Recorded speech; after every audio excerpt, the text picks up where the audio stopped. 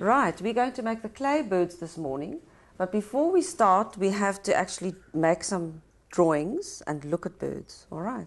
So basically, I want you to have a good look at beak, head, and body, and maybe the tail, all right? And even if you look here, the peacock is, of course, one of the most beautiful birds, and it's got this interesting crest at the top. What is it? All right, a crest. That's part of when he performs for his female companion, and he spreads his wings, and that little crest also makes a little fan. This parrot, why has the parrot got this beak? Crack open that. Yes. And what about this long beak that the sugar bird has? To the flowers. Yes. Okay. I think let's go back to our places, and now there's so many pictures, and then we can create our own bird. All right. Okay. It's very important that you don't copy the bird, all right? You're going to make up your own bird. That's why I'm giving you the pictures. They're just examples, but you don't have to make the beak, for instance, exactly that same size. You can make it longer. You can make it fatter, all right? You can give it a crest, even if it doesn't have a crest. Also, avoid any birds with long necks, because we're going to make them out of clay. We don't want a long neck, because it's going to flop over, all right? And we're going to forget about the legs, because the legs are very thin, and we're just going to do the body, the beak, the head, the tail.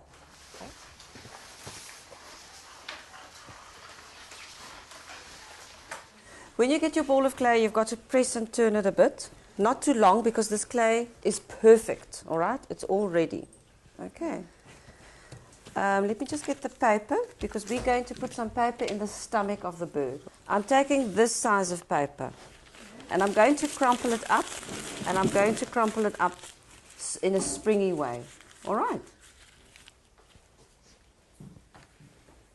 And how many do you think I should put in there? I think 2 or 3.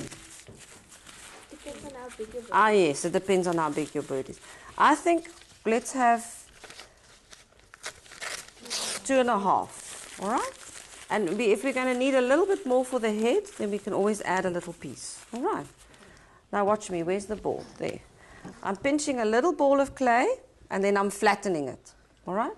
And then I'm going to cover the newspaper. I always think of a serviette ring. Once you've got the serviette ring round there, you can actually hold it quite well. Okay, I'll do it quickly now, little bits, and I'm covering it, all right? Pinch it and cover it. Okay, pinch it, cover it. Do you see the head coming out? Yeah, it's very beautiful. You can pinch out the beak. Yeah. You can add on the tail. Yes. All right? Okay, let's try and do that. Yes. Okay, everybody, take a ball of clay. Off you go. Don't pinch too long. Eh? Pinch and turn, pinch and turn. If you make something with that's got an air bubble in it, then that little part will explode. So that's why you've got to wedge the clay. We put paper into the clay so that the bird is lighter. And also, when we fire it in the kiln, it burns away, and it's not so solid, and it doesn't break. Clay is so nice to feel and to work with, and learners tend to work very expressively and intuitively. The models should be very smooth before decorating them. All marks on the model should be put there intentionally. It's very important that we actually don't fiddle too much with our birds. So once you've got the basic shape, I would like you to put it on a piece of paper. So this is like your spinner.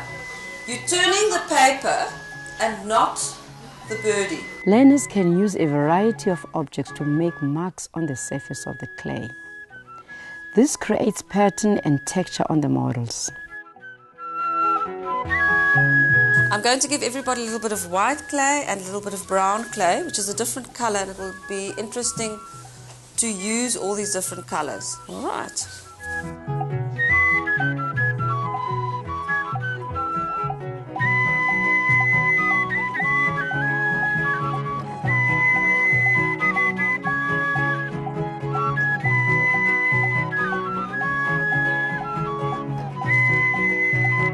I'm going to mix some oxides, which we can use for painting onto the clay. It's actually, this is iron oxide. There are various colors, and you can buy these, they're cheap. Red iron oxide, there's also black iron oxide. This is yellow ochre, and there's also green. All we need to do is some powder, but the powder is not very good for your lungs, so keep it away. But as soon as the water is added, it's fine. So we add that. It can be quite runny, sort of like yogi sip. What's interesting is that rock painters in the prehistoric times also used the same oxides. All right, they used iron oxide and chrome. Right, before you start with the oxides, it's very, very important that your birdie must be beautiful and smooth. The wings. Also see that you've attached all the parts beautifully. All right, and then only right at the end you can start using the oxides. What can you do with the oxides when you paint? You can make patterns. On the wings, you can show me the feathers, the shape of the feathers. Maybe you can add little lines and patterns in the crest.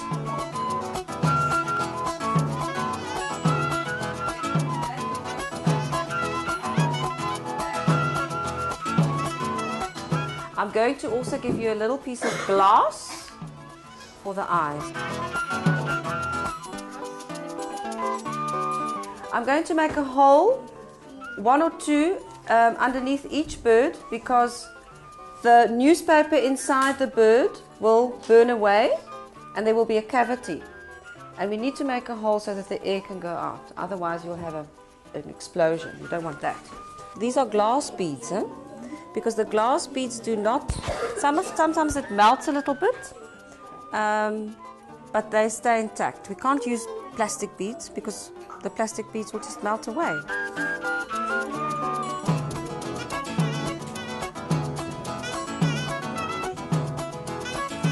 That's beautiful.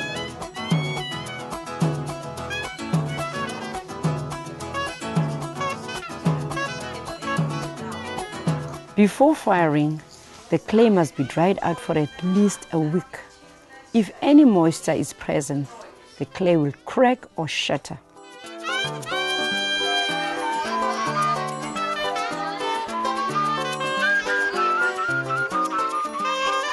Another method of making the body for an animal is to make 2 pinch pots. There's the one. Just a round ball. Put your thumbs in. Turn gently. See, it's much better to have hollowed animals because solid clay cracks very easily. You put these 2 pinch pots together and you rub them like that. You don't need any slip and no water, because water just makes it all sloshy. It's soft and it will all go together. Then you can tap your shape. You smoothen it now nicely, and then obviously you have to open it up there, and then you can add your little head, rub it in. Whatever you add you must rub in. Close it up obviously, and then the tail, whatever you want to add it there, rub it in, and the same with the legs. Another way is to have a solid piece of clay. Obviously you wedge it a bit, and you're now making, especially with little children of 4 and 5, that could be a tail. You smoothen it. Just a little bit more clay. There you have your bird, but now it's solid. And then you can also just hollow it out with a teaspoon.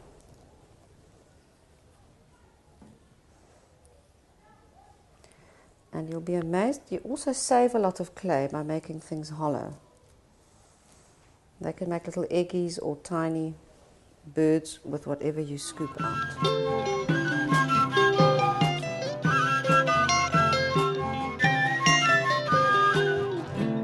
We're going to do the sawdust firing, and we're going to do it in these drums. How big are they? 25. Yeah, they're the painting drums.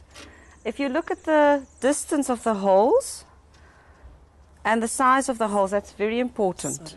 Because the holes mustn't be too tiny. You need the holes for the air to go through. And you can use the 6-inch nail or the 4-inch nail, all right, to make the holes. Otherwise, you just drill it in with an electric drill, which is faster. All right, just put that there. Now what we've got here, we've got pots here that haven't been fired at all. This is just sun-dried, so they're very, very, very brittle. All right.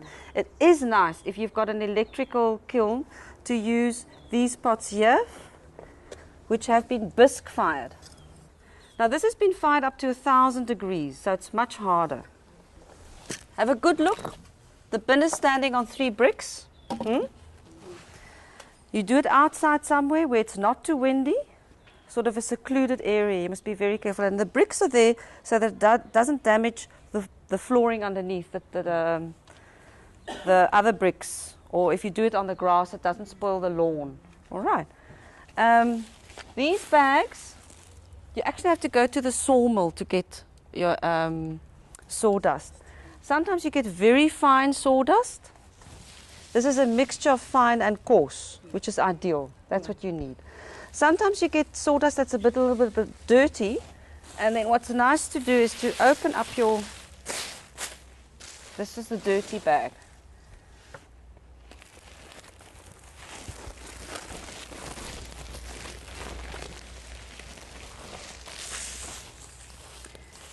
And you have to look for hard bits and take the hard bits out, like this. All right, you take that out. All right, because you do not want to have a direct flame on the pots, because a flame will make it burst. All right, okay.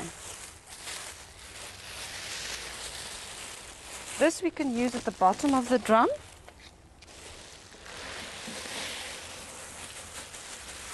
There were no other hard bits in here, so this is fine. I'll just put the drum a little bit closer.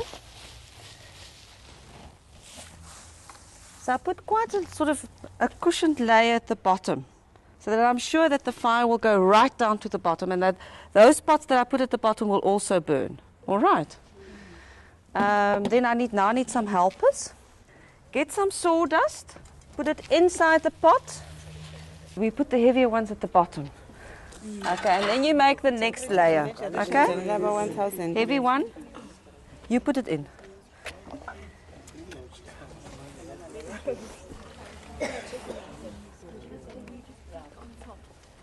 And with sort of layers in between. We won't be able to fit all of them in.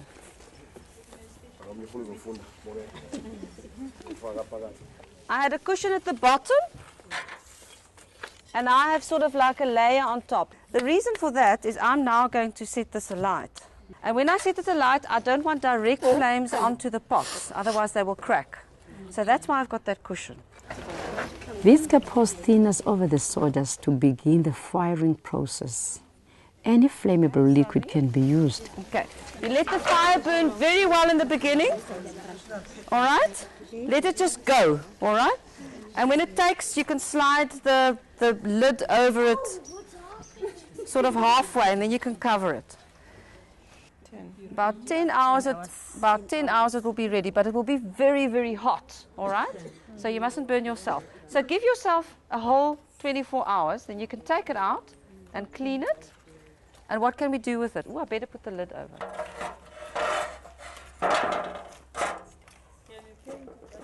It's important that it is a smoldering fire, and that you don't have you will have flames at the beginning just to get the